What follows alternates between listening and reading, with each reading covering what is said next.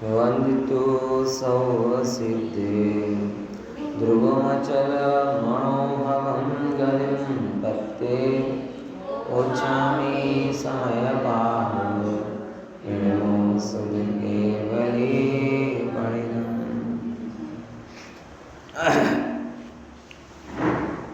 कल चर्चा में बड़ी महत्वपूर्ण बात आई थी कि मोह का अंधकार बड़ा गहरा है और दुर्निवार, और हमने देखा भी था कि जहाँ देखो सब जगह कर्तृत्व की बातें चलती हैं। व्यापार में व्यक्ति का कर्तृत्व है, परिवार में व्यक्ति का कर्तृत्व है, शरीर में व्यक्ति का कर्तृत्व छिपा हुआ है, अपने गुणों में कर्तृत्व छिपा हुआ है, क्वालिटीज में। धर्म बचने के लिए धर्म में आता है, तो धर्म में भी कौन सा फॉर्मूला लेकर आता है? कर्ता। तो जिन विकारों से संसार बड़ा है, धर्म में भी वही मार्ग अपनाना चाहता है, यानी धर्म में भी बोझ माथे पर लेके चलते, ऐसा कर दूंगा वैसा कर दूंगा। कभी कभी देखते हैं जैसे कि लोग यात्रा वगैरह करने जाएं, हैं मंदिर के दर्शन करें तो ये कर लूँ वो, मतलब एक उनकी में बकेट लिस्ट जैसी होती है कि मंदिर में जाना है, घंटी बजाना है, परिक्रमा लगाना है, गंदू तक लगाना है, माला फेरना है, ये करना है। बकेट लिस्ट जैसे मॉल में जाते ना, ये ले लो ये ले लो, जितनी जल्दी से जल्दी करके उसे बकेट लिस्ट बोलते हैं। धर्म में भी हमारे यही हो गया। वो धर्म हमारा और कुछ नहीं है, मंदिर हमारा और कुछ नहीं है, धर्म की चीजें कलेक्ट करने का मॉल बन गया। जैसे सुपर मॉल में जाओ तो दिमाग में सब रहता है ना, ये करना है ये करना है ये करना है, बराबर। ऐसे मंदिर में आओ तो भी ये रहता है कि, और उसमें एक भी चीज छूट जाए ना, ओह ऊपर वाले भगवान के दर्शन रह गए, तो फिर जाएगा फिर आएगा। है परिक्रमा लगाना तो रह गया, चंदन लगाना तो रह गया। ऐसा धर्म का स्वरूप नहीं।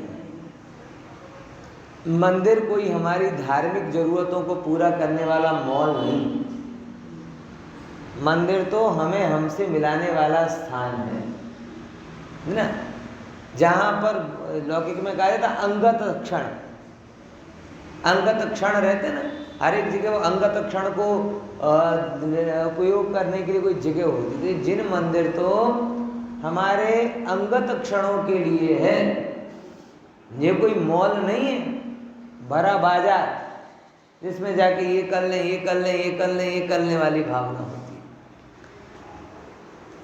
समझ में आएगी नहीं? आपके जब अंगत क्षण होते हैं तब आप कितने शांत होते हो, कितने निराकुलता के साथ बैठते हो।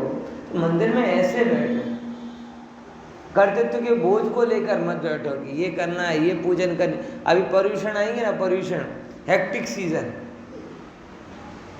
हेक्टिक सीजन, हेक्टिक सीजन क्या, वो बकेट लिस्ट लंबी हो जाती है, उसमें 4-6 चीजें और ऐड हो जाती हैं। नॉर्मल में तो पूजन दर्शन प्रवचन तक सीमित रहता है, उसमें प्रतिक्रमण भक्ति विधान और फिर क्या कहते हैं उपवास एकासन प्रतिक्रमण सामायिक ये सब बढ़ता जाता है,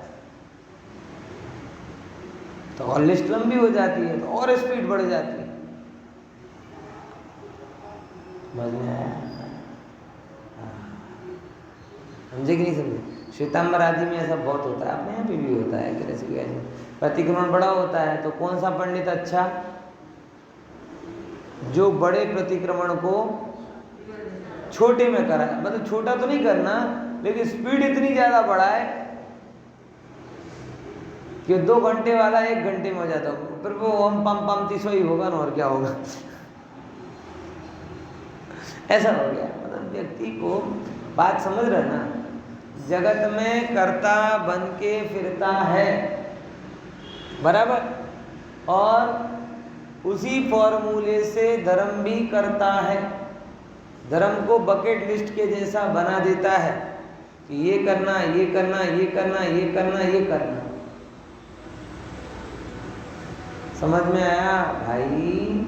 ये अनादि की भूल है, इस फॉर्मूले से आत्मा पकड़ में नहीं। बात समझ में आएगी? आत्मा को पकड़ना है और बस मैंने सब जगह सीसीटीवी कैमरा लगा दिया, अब बच के कहाँ जाएगी आत्मा? ऐसे करे तो पकड़ाएगी। चोर को पकड़ने के लिए सीसीटीवी पर कोई लॉजिक दे कि आत्मा पकड़ में क्यों नहीं है? जब चोर सीसीटीवी कैमरा से पकड़ में जाता है तो आत्मा क्यों नहीं है? अरे फिर आप समझो, अरे भाई आत्मा कैमरा के द्वारा पकड़ में नहीं, जैसे अमूर्तिक आत्मा मूर्तिक कैमरा के द्वारा पकड़ में नहीं आती, वैसे आनंदमयी आत्मा कर्तृत्व के अहंकार से पकड़ में नहीं। समझ आया? तुमने एक देखने रूप गुणधर्म लिया, लेकिन वेदन करने रूप गुणधर्म का, जैसे अमूर्तिकपना और मूर्तिकपना ये देखने में विरोधी है, ऐसे कर्तृत्व और आनंद ये स्वभाव से विरोधी है। हाँ, कर्तृत्व विभाव, और जब तक कर्तृत्व रहेगा तब तक आनंद नहीं। ये बिल्कुल उतना ही विरोध है जैसा अंधकार और प्रकाश। अब आप कह दो कि जैसे मैंने पूरी दुनिया में जैसे लोगों ने प्रयोग किया ना आत्मा के बारे में, एक शरीर को, मरते हुए शरीर को कांच के पिंजरे में रख दिया और जस्ट मरने के पहले वजन तोला और मरने के बाद वजन तोला तो 21 ग्राम कम हुआ। कितने? उनने कंक्लूजन दे दिया साहब कि आत्मा का वजन 21 ग्राम। बड़ी हल्की आत्मा है यार ये तो। हम तो कह रहे 3 लोग सुमेरु से भारी, और यहाँ वैज्ञानिकों ने केवल 21 ग्राम वजन में निपटा दिया है। भाई ऐसे जैसे कोई मूर्तिक उपायों के द्वारा अमूर्तिक आत्मा जानने में नहीं आती, ऐसे ही कर्तृत्व परक दृष्टि से उसका आनंदमयी स्वभाव अनुभव में, और जैसे ही कर्तृत्व का बोझ हटता है, ओहो मैं तो सहज ज्ञाता ज्ञाता ज्ञाता ज्ञाता ज्ञाता, अपने आप आनंद उमड़ने लगता है। ऐसा है स्वरूप। चल में है कि नहीं है? लेकिन जब तक जी मूल में, अब आत्मा को पकड़ने के लिए कैमरा लगाने वाला तो हमें मूर्ख लगता है, लेकिन अनुभव को पकड़ने के लिए सब कर्तृत्व का अहंकार रखते हैं, वो किसी को मूर्खता नहीं लगती है कि नहीं? बात है। आत्मा को पकड़ने के लिए कोई सीसीटीवी कैमरा लगाने की बात करे, कांच की पेटी बनवाने की बात करे तो हमें एकदम मूर्ख लगते। तद्दन मूर्ख छे, घेलो छे, એને ખબર નથી પડતી, ભાન નથી પડતો કે આવી રીતે આત્મા ન પકડાય। તો પ્રભુ જેવી રીતે મૂર્તિક અને અમૂર્તિક સ્વભાવનો જોવામાં વિરોધ છે, એવી રીતે કર્તૃત્વ અને આનંદ સ્વભાવનો ભોગવામાં વિરોધ છે। કર્તૃત્વથી ભોગવા જશો તો અહંકાર જ આવશે, કર્તૃત્વ મૂકી દેશો તો આનંદ આવશે। तो अगर ये करने वाले मूर्ख हैं वैज्ञानिक जो कांच की पेटी में बंद किए, तो जो धर्म के नाम पर कर्तृत्व की पेटी बना के रखे हैं और ये मानते हैं कि आत्मा के आनंद स्वभाव का अनुभव हो जाएगा, वो भी उनके जैसे ही मूर्ख हैं। और मैं तो कहता हूं उनसे बड़े मूर्ख हैं। क्यों? क्योंकि उनने तो आत्मा को जाना ही नहीं, और ये तो जान करके भी मूर्खता कर। वो तो बाहर के उपायों में भूल कर रहे हैं, भीतरी उपाय में भूल कर रहे हैं। इसीलिए जिस बुद्धि से अनंत संसार बढ़ा, ऐसी कर्ता बुद्धि से ही अगर आप धर्म का वेदन करना चाहते हो तो भूल में हो, भूल में हो, भूले हो। प्रभु अपने स्वरूप का भान नहीं हुआ, आत्मस्वरूप ऐसे पकड़ में, और जैसे ही कर्तापना निकलता है, होने योग्य सब चीजें अपने आप जानने में जाती हैं, सहज सहज सहज होता है। हाँ देखो है ना, तो ये चीज़ों को थोड़ा विचार करना। भावार्थ थोड़ा अपन लेते हैं। नहीं, एक संबंध में बहुत अच्छा कलश है, वो भी अपन ले लेते हैं। मतलब बनारसी दास जी तो मेरे बहुत प्रिय कवि हैं ही, बराबर। उसी संबंधी एक जो है वो एक कलश है। आप लोग थोड़ा उसका कम आनंद ले पाएंगे, क्योंकि तो पुस्तक नहीं है और दूसरा खड़ी हिंदी है। लेकिन आप लोग आनंद नहीं ले पाए तो मैं आनंद नहीं लूँ, ये कौन सी बात है? मैं तो लूँगा। समझ में आया? आप ज्वाइंट हो सकते हैं, ऑल ऑफ यू में ज्वाइंट।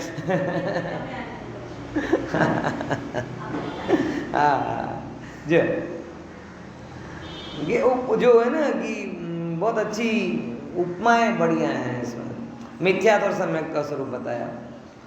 महाधीट दुख को बसीट पर धरव रूप, अंधकूप काहू पे निवार्यो नहीं गयो है। क्या कहते हैं? महाधीट मोह के लिए बोला। मोह कैसा है?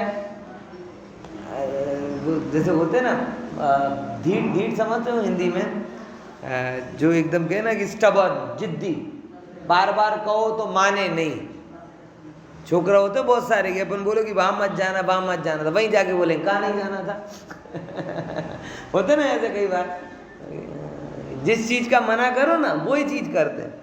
बच्चे ऐसे बहुत होते हैं, हम भी वही हैं। क्या है? हमारे जिद्दीपन को सोशल एक्सेप्टेंस मिल गई है। अंतर इतना है, हमारे जिद्दीपन को क्या मिल गई है? सोशल एक्सेप्टेंस मिल गई है। काम तो हम भी उल्टे पुल्टे ही करते हैं, है कि नहीं? सच बताना। बस ये है कि सभी ऐसे काम कर रहे हैं। मतलब क्या है, वो लगभग होली का त्योहार है। एक कोई रंगा है तो बुरा, और सारे सारे रंग जाए तो जो नहीं रंगा वो बुरा लगता। समझ आया कि नहीं? ख्याल में है कि नहीं है? रंग बिरंगे तो हो रहे हैं, लेकिन समस्या ये है कि होली है, और होली है ना तो जो सभी रंग तो बुरे थे ही, लेकिन सभी रंगा गए तो अब कौन किसको बुरा करे? समझ आया? लेकिन इसका ये मतलब नहीं है कि रंगों ने अपनी प्रकृति छोड़ दी और निर्मलता ने अपनी प्रकृति छोड़ दी। रंग भी हैं, निर्मलता भी है, लेकिन होली के दिन रंग एक्सेप्ट कर लेते हैं। भाई यही हो रहा है। मोह तो मोह ही है। अब सब मोही हो गए तो उन्होंने मोह को एक्सेप्ट कर लिया। क्या कर लिया?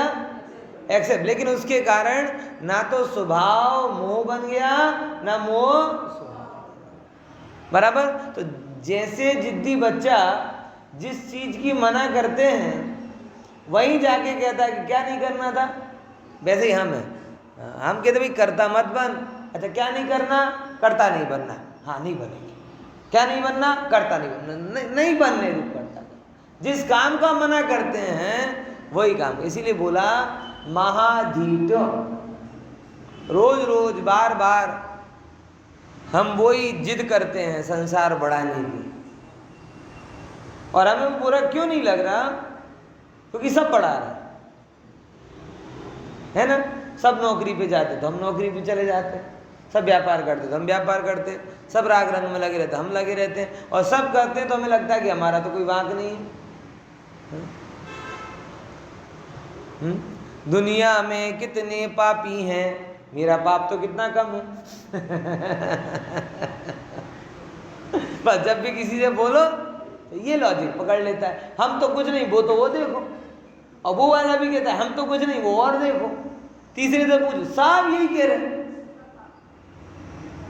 वो राजेश खन्ना ने गीत बनाया था अपने दुख को कम करने के लिए, दुनिया में कितना गम है, मेरा गम कितना गम। पुराना है ना, कोई सी पिक्चर का गाना, बराबर। वो उसने बताया था दुख कम कर लो इसके लिए, और तुम इसका उपयोग करते हो पाप बढ़ा लो इसके लिए।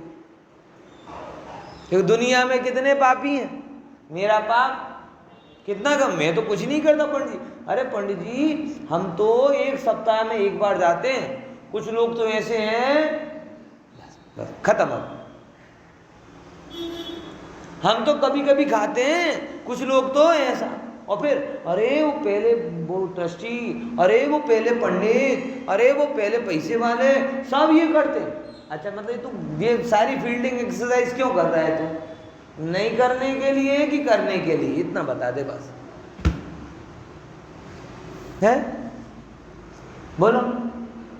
ये जिद्दीपना है, और जिद्दीपना तो है ही, धूर्तपना भी है। हटना तो है नहीं, और नहीं हटने के कारण भी धूर्त। देखना, जो नहीं हटना चाह रहा वो कहलाता है जिद्दी, और जो नहीं हटने के कारण भी दे रहा है वो कहलाता है कपटी।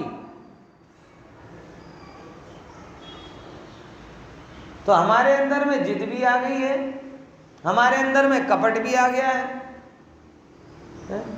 और ये धीरे धीरे हम गढ़ाते जाते हैं। समझ, जैसे कल मैं विचार कर रहा था ऐसे ही कि जैसे वेदांश को पूछो ना कि भाई जैसे वेदांश कल कह रहा कि आज टीचर ने मुझे मारा या डांटा, तो मुझे क्यों डांटा? बोले कि मैंने उसका पेज फाड़ दिया था तो उन्होंने मुझे डांटा। मतलब अभी उसके अंदर कपट नहीं है, मैंने उसके ऊपर पानी डाल दिया था इसलिए। वो सरलता, जिस कारण से डांट पड़ी कारण भी बोल देगा वो। थोड़ी उम्र बढ़ती है तो वो जिस कारण है ना अपनी गलती, उसको थोड़ा गोल गोल बोलेगा। जैसे वैदे ही जितनी उम्र में आए ना 5, 7, 8 साल, तब वो क्या है कि मेरी गलती नहीं थी, फिर थोड़ा जोर से बोलो तो समझ आ जाए हाँ नहीं गलती थी, क्योंकि उसे कपट पैदा तो हुआ लेकिन पक्का नहीं हुआ। और हम लोग कैसे घाक किस्म के हो जाते हैं कि जब भी बोलेंगे इस तरीके से बोलेंगे कि हम तो दूध के धुले ही, सारे दोस्त किसका? जैसे सारा संसार इतना फ्री है कि तुझे गुस्सा कराएगा, सारा संसार इतना फ्री है कि तुझे तेरा बिगाड़ करेगा। अरे भी सबके पास अपने अपने काम, ये हमारी दुष्टता है। यानी कभी किसी कपट में नहीं पड़ता, बड़ा सहज होता है। गलती थी तो गलती भी मानेगा, और अब उसे और जिस कारण से वो कारण भी जानेगा, बराबर। तो ये मोह कैसा है? जिद्दी है, महाधीट, महा से महाधीट है। फिर क्या बोला? दुख को वसीठ। वसीठ मतलब क्या? दुख को खसीट के ले आए वो वसीठ। वसीठ का मतलब एक्चुअल होता है दूत, दूत होता है। तो हमारे लिए मोह कैसा है कि आज आप मोह में हो, कल ज्यादा दुख में होगे, क्योंकि ये मोह का दूत है ना, ये दुख को खसीट कर लेकर आ जाता है। समझ में आया? ये हमें उस समय पता नहीं चलता जब मोह में नाचते हैं, जब उसका परिणाम आता है तब हमेशा यही होता है। तूफान गुजरने के बाद ही नुकसान का अंदाजा होता है। पानी आ रहा था तब तो ठीक था, कितनी कार डूबी, कितना नुकसान हुआ, ये कब पता चलता है? बाद में। जब जी मोह की अब समस्या ये है, ये बाहर का तूफान तो 4-6 घंटे में चला जाता है तो तुम तुरंत कैलकुलेट करते हो, लेकिन ये जीवन में जो कसाय का ववंडर है ना, ये लास्ट में जाके शांत होगा, तब अकल ठिकाने आएगी और तब पता चलेगा कि सब लुट गया। होता कि नहीं होता है ऐसा? जब बहुत उसके साथ में कह रहा हूँ ये बात को, दुख के साथ में, कि अब विचारो कि पूरा जीवन जब इन कसाय और कर्तृत्व के बवंडर में निकल जाएगा, शरीर क्षीण पड़ेगा, और तब आप विचारना चालू करोगे कि ओ हो क्या जीवन में पाया, तब क्या हाथ में आएगा? जैसा आया वैसा गया, और बीच में ढेर सारा उपद्रव किया। अब वो जो मोह के कारण में नाचा, वो कितने दुखों में मुझे लेकर आएगा, क्योंकि मोह तो दूत था। पहले भी युद्ध के पहले दूत ही आते थे। महाभारत में भी, महाभारत के पहले कृष्ण गए थे ना दूत बनकर, नहीं बानी बात तो आगे महाभारत हुई। तो ये मोह का दूत है, और जो आगे दुख को घसीट कर लेकर आएगा। देखो फिर कैसा है? परद्रव। तीसरा विशेषण क्या बोला मोह के बारे में? जो परद्रव्य है, मोह परिणाम जो भी है ना, अपना नहीं है। मोह परिणाम जो भी है ना, अपना नहीं है। इस शरीर में अगर कोई काला निशान हो और यहाँ पे इससे बड़ा धूल का काला निशान हो, कलर पेंट हो, आप इसको तुरंत घिस के दे देते हो। इसको घिसते घिसते मन में ये आ जाए कि चलो इस काले निशान को भी घिस दो, क्या होगा?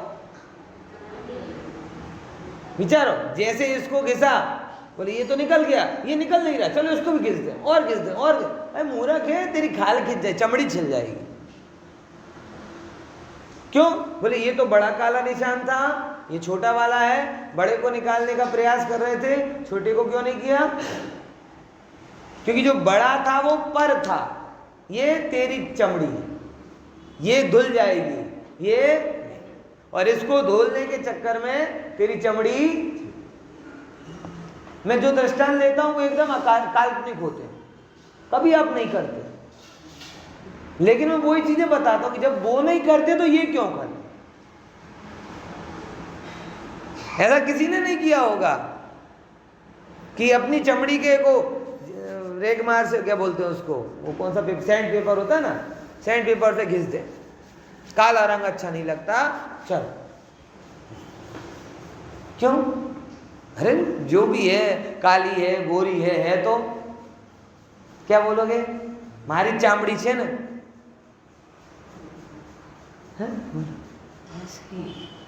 मीरा और परकांतर होता है ना, मीरा काला रंग भी मैं नहीं धोता, और पर का गोल्डन टैटू भी हो ना, वो भी क्या करते हो, अब धो दो भैया, अच्छा नहीं लगा।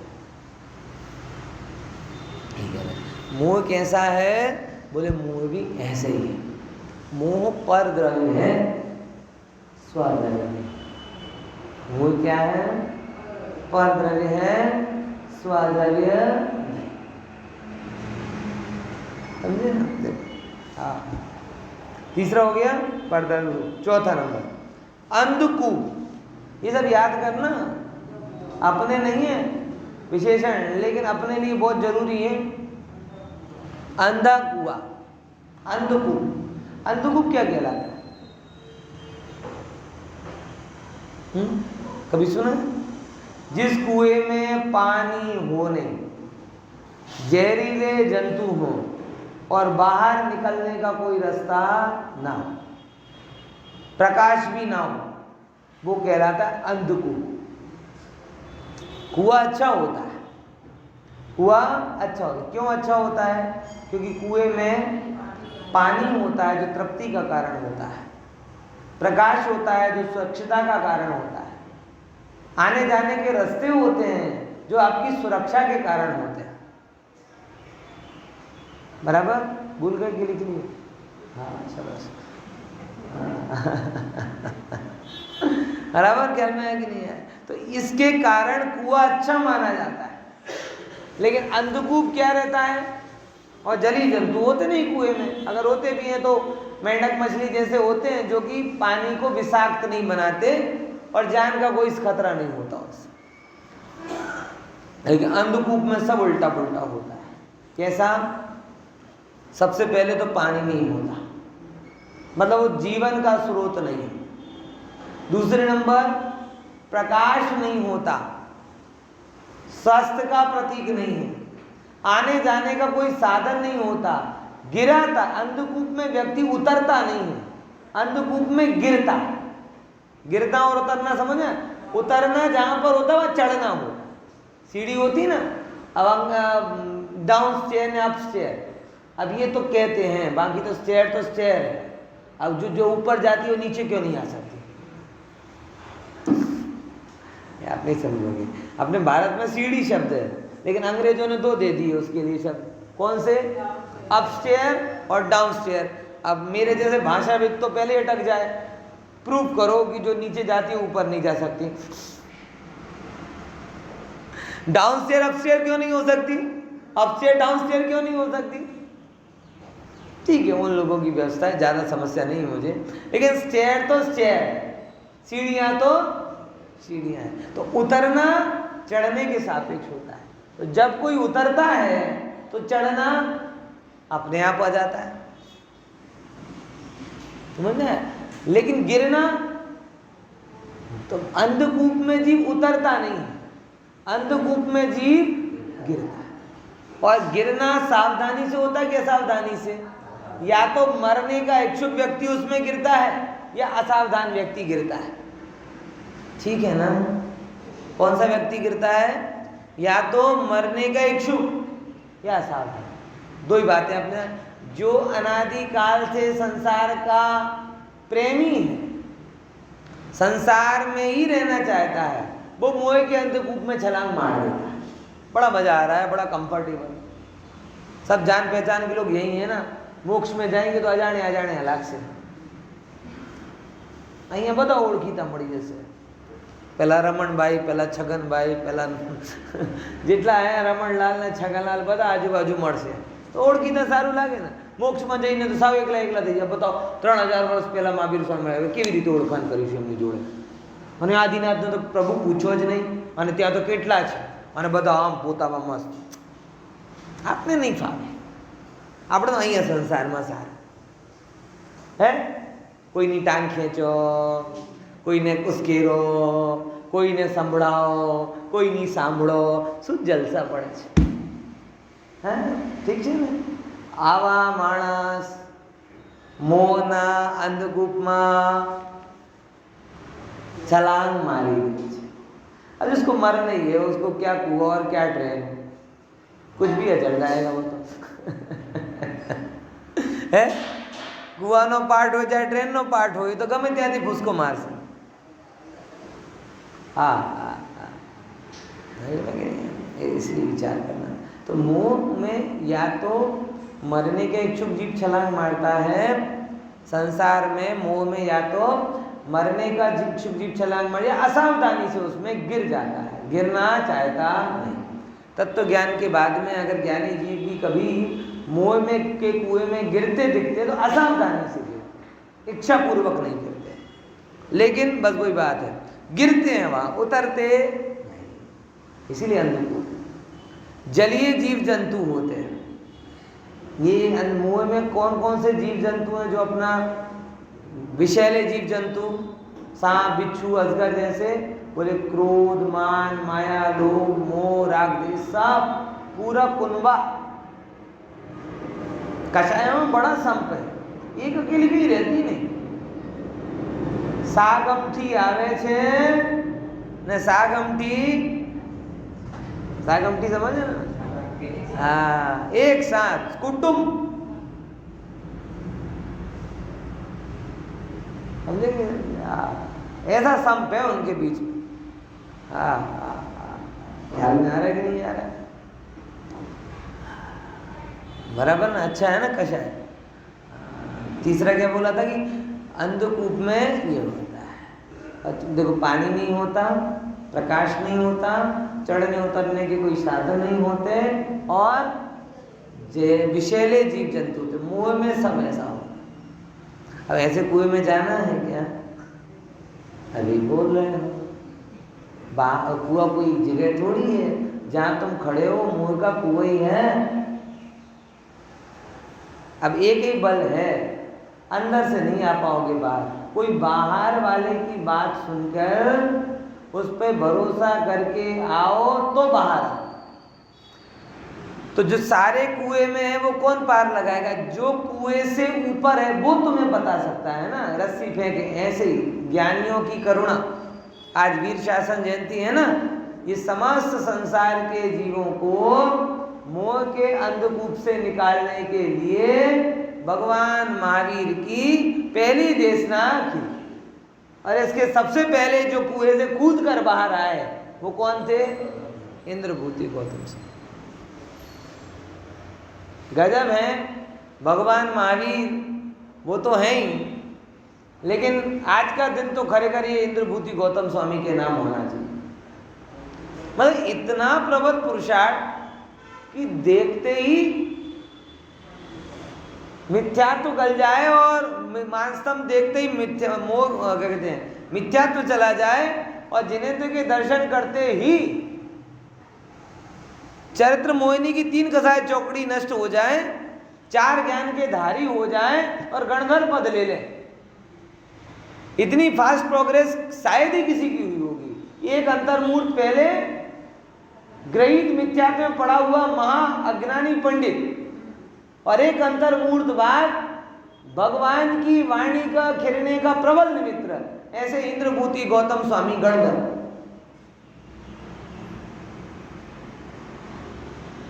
समझ में आया? ये उस अंधकूप से निकलने वाले पहले व्यक्ति थे। भगवान का मुख मुद्रा देखी, अहो अहो, ऐसी शांत मुद्रा, ऐसी पवित्र मुद्रा, देखते ही अंधकूप से निकलने का भाव।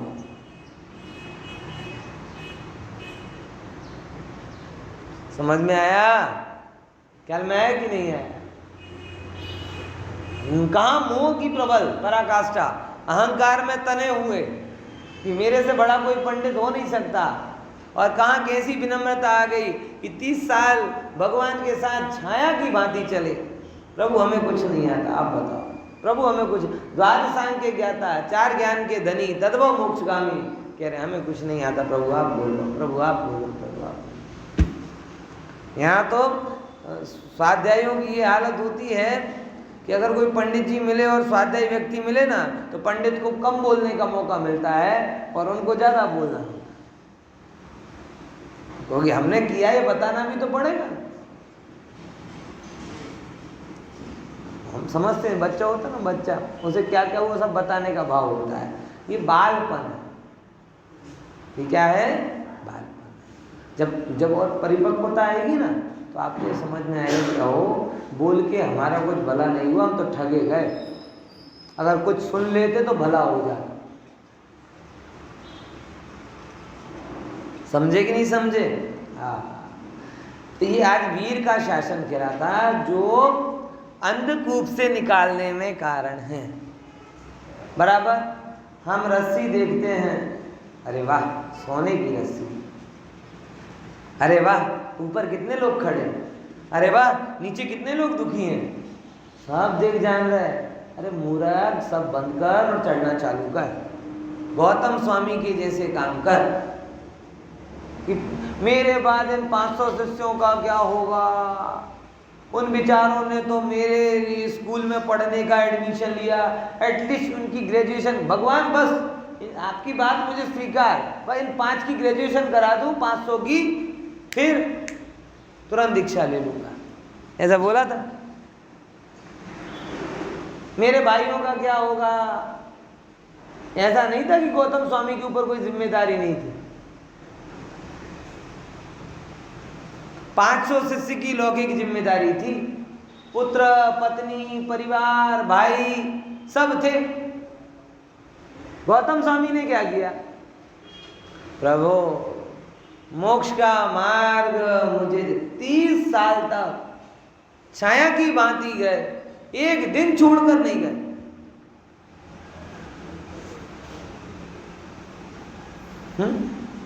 समझे कि नहीं समझे? ऐसा है भाई साहब। तो अंधकूप से जब व्यक्ति को प्रकाश पुंज दिखता है तो लपक लेता है, और हम जैसे व्यक्ति हैं जो अभी अंधकूप में ही कंफर्टेबल है। सही बात है ना? जो अंधेरे में रहने वाले प्राणी हैं उन्हें प्रकाश कंफर्टेबल नहीं होता। बहुत सारे होते हैं ना उद्गराते निशाचर प्राणी, निशाचर प्राणी जो होते हैं उन्हें दिन अच्छा नहीं लगता। उन्हें क्या अच्छा लगता है? तो मोह की तीव्रता के जो निशाचरी वृत्ति है उसके कारण प्रकाश पुंज अच्छा नहीं लगता, इसीलिए वो हम वहां पे घर बना लिया। बराबर समझे? अंधकूप आने પછી કેવો काहू पे निवार्यो नहीं गयो है, ऐसा अंधकूप। अंधकूप की क्या विशेषता थी मोह रूपी अंधकूप की, कि जो किसी से निवारण, अब आप आ गई ना, कोई दूर नहीं कर, ये सामान्य कथन है, विशेष ज्ञानियों ने तो उसका निवारण कर ही दिया है ना। देखो फिर से मैं बोलता हूँ, महाधीट, अब शब्दों को पकड़ना, महाधीट दुख को वसीट पर दर्व रूप, अंधकूप काहू पे निवार्यो नहीं गयो है। ऐसो मिथ्या भाव लाग्यो जीव को अनादि ही को। याही अहम बुद्धि लिए नाना भांति भयो है। ऐसा मिथ्या भाव, कैसा मिथ्या भाव? इस प्रकार का मिथ्या भाव, पर को अपने मानने रूप मिथ्या भाव कब से लगाए जीव को? अनादि से लगाओ। अनादि से यही वृत्ति कि मैं ऐसा, मैं वैसा, मैंने ये किया, मैं ये कर दूं, मैं ये क्यों नहीं कर सका, ऐसा करता तो ऐसा होता, कम से कम इसको तो ऐसा करना चाहिए था, वगैरह वगैरह वगैरह। ये सब मिथ्या भाव। जीवन में जितना रिग्रेट करते ना हम चीजों के लिए, पश्चाताप करते ना, उतनी समझ नहीं होती ना तो आगे पश्चाताप करने का मौका नहीं मिलता। हम जीवन में बहुत रिग्रेट में, ये क्यों कर दिया, वो क्यों कर दिया, अब जो हुआ सो हुआ, आगे की बात सोचो। अतीत जीवी लोगों की सबसे बड़ी समस्या है कि अतीत की स्मृति के चिंतन में इतने खोए रहते हैं कि वो अपने वर्तमान को भी बिगाड़ते जाते हैं। समझे कि नहीं समझे?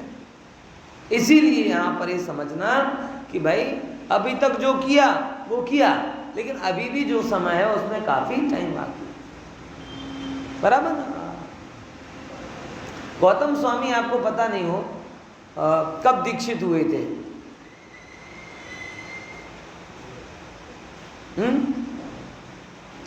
अगर मैं गलत नहीं हूं तो देखो 30 साल, 92 साल की उनकी उम्र थी गौतम स्वामी की। भगवान महावीर से उम्र में बड़े थे, 8 साल बड़े थे लगभग।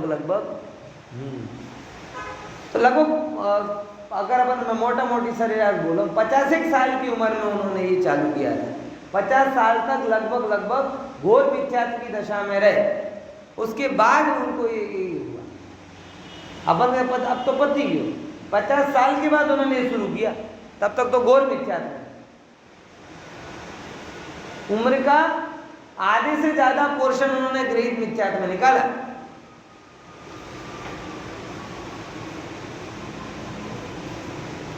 बताओ, आधे से। और हम बड़ा गर्व लेते हैं, અમે તો નાનપણથી ગુરુદેવમાં છીએ, પણ કર્યો શું?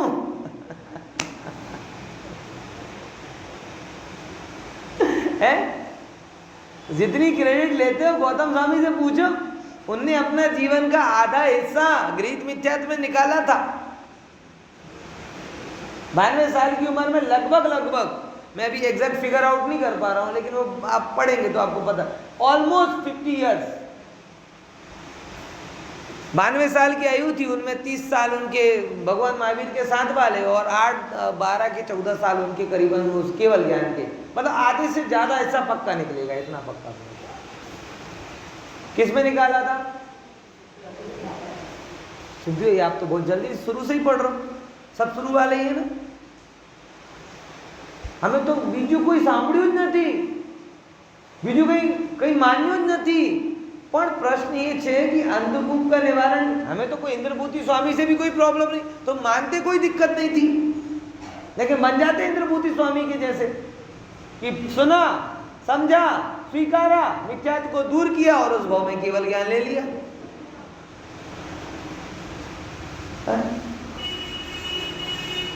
समझे कि नहीं समझे? थोड़ा विचार करते हो चलो। तो ऐसो अनादि ही को, अनादि से लगा हुआ है, याही अहम बुद्धि लिए कैसा हो गया है? नाना भांति भयो है, नाना रूप हो गया है। नाना भांति भयो मतलब अलग अलग रूप हो गया है। कभी एक इंद्रिय, द्विंद्रिय, तीन इंद्रिय, इन पर्यायों में किस किस दशा को प्राप्त नहीं कर चुका, किया कि नहीं किया? मतलब करोड़ों का स्वामी कौड़ी का होकर रह गया। अभी जैसे ये बता रहे थे, कल ही मैंने देखा वो बैजलपुर में कहीं वो बांध टूटा और पानी घरों में घुस गया, सब बोले हमारा सब चला गया, सब चला गया, सब चला गया, अब कुछ बचा नहीं, कुछ बचा नहीं। ओहो, एक क्षण पहले सब कुछ था और एक क्षण पहले वो सब घर में सब बिगड़ गया, धरती कंपाए तो कैसा लगे? ऐसे यहाँ बता रहे करोड़ों का स्वामी एक क्षण में कौड़ी का बचे तो क्या कीमत? यहाँ बोले कि तेरे अहम बुद्धि के कारण तेरी प्रभुता छिन्न भिन्न होकर कौड़ी की बची। ऐसा देखो नाना भांति नाना नाना प्रकार के रूप हो गया है। अब देखो, अब बात कहते हैं, अब ये तो हुआ इंटरवल। अब थोड़ा प्रकाश की किरण आती है। काहू समय काहू को मिथ्यात अंधकार। अब कोई कहेगा क्या ऐसा ही होगा क्या, हमेशा ऐसे ही चलेगा क्या? नहीं। तो काहू समय मतलब किसी समय, काहू को मतलब किसी का। अब अपन आ गए, ये समझ लो। अपन नहीं आएंगे तो कौन आएगा? काहू समय काहू को मिथ्यात अंधकार भेदी, कि उस समय किसी की पात्रता पकती है और मिथ्यात्व का अंधकार छिन्न भिन्न हो जाता है, तो वो क्या करता है? ममता उच्छेदी, ममता का छेदन करके शुद्ध भाव परिणय है, कि जो अंधकूप में ज्ञान रस्सी आई, उस ज्ञान की रस्सी को पकड़ा और ज्ञान की रस्सी को पकड़ते पकड़ते ज्ञायक के प्रकाश को अनुभव लिया। ज्ञान की रस्सी तो पड़ी हुई है, कोई ऐसा थोड़ी कि ज्ञान गया है, कि ज्ञानियों का उपदेश गया है। पंचम काल के अंत तक सम्यक दर्शन और चारित्र का कारण ऐसा पर से भिन्न आत्मा का ज्ञान और पर से भिन्न एक स्वभाव की निर्मलता, वो रहेगी रहेगी। ज्ञान भी रहेगा और वो ज्ञान जहां अमल में लाना है वो आत्मा भी, और उसकी लायकात भी रहेगी। पंचम काल के अंत तक ऐसा होगा। अब उसमें जो कुछ भाग्यवान जीव होंगे, काहू समय काहू को मिथ्यात्व अंधकार गयो, जिनका मिथ्यात्व रूपी अंधकार चला जाएगा, वो ममता उच्छेदी शुद्ध भाव परिणय हो, शुद्ध भाव रूप परिणमित हो जाएंगे। और तिन ही विवेकधारी, वही जी विवेक को धारण करके बंध को विलास डारी। बंध का क्या कर देते हैं कि पूरे विलास को, कर्म बंध का जो पूरा वैभव है उसे छिन्न भिन्न कर दे। डारी मतलब छिन्न भिन्न करके। अभी संसार क्या है? ये सब कर्म का विलास। आप एक विभत्स कल्पना करो, कोई बड़े जैसे कि ना पहले के समय में विष्ठा से कोई मकान बनाए, विष्ठा से व्यंजनों को सजाए। अब दिखने में सुंदर लग रहे हैं, लेकिन जैसे ही आपको पता चले ये किससे बने, विष्ठा से बने हैं, अब आपकी क्या हालत होगी? विचार करके देखो। देखने की इच्छा होगी। विष्ठा से बना हुआ पूरा विलास मूल में विष्ठा है, इसके कारण विलास योग्य है ही नहीं। बराबर ना? समझे कि नहीं समझे? ये लाइन ख्याल में आई ना? क्या बोल रहा हूं भैया? मिट्टी से बना हुआ हम स्वीकार कर लेंगे, संगमरमर से बना, सोने से बना हो, सब स्वीकार है। लेकिन कोई कहे कि ये पूरा जो बना है स्ट्रक्चर, ये पूरा किससे बना? विष्ठा से बना हुआ है। अब चलो देखने तो चले, भले नाक पे वो बांध लेना, देख तो लो, किसी बातें कर लो। जैसे ही आपको ये पता चलता है ये पूरा विलास किसका है? विष्ठा का है, तत्क्षण आप क्या हो जाओगे उससे? हमें जंगल में रहना पसंद है, ऐसे खुले प्लॉट में रहना पसंद है, लेकिन विष्ठा वाले मकान में जाना पसंद। ज्ञानी यही कह रहे हैं। जिस क्षण उन्हें ये पता चलता है ये सारा संसार का विलास, ये कर्म का विलास, और कर्म तो जितनी बुरी शरीर के लिए विष्ठा नहीं, क्योंकि शरीर तो अमूमन उससे ही बना है। लॉजिकली विचार करो तो कोई गलत बात कह रहा हूं? ये जितनी विष्ठा, ये बाहर से अंदर आई है कि अंदर से बाहर गई? खराब लगता ना विचार करना, लेकिन करो, थोड़ा शौक देना जरूरी रहता है। यानी अमूमन देखा जाए तो जो बाहर की विष्ठा है बाहर से अंदर नहीं आई, अंदर से बाहर है। यानी जितना शरीर के लिए ये विष्ठा बुरी नहीं, क्योंकि ये शरीर लगभग उससे ही बना है और विष्ठा का कारण भी शरीर है, तो भी इस शरीर को विष्ठा प्रिय नहीं लगती। यानी शरीर और विष्ठा में तो भी निकटता का संबंध है, लेकिन आत्मा में और कर्म में तो अत्यंत भिन्नता है।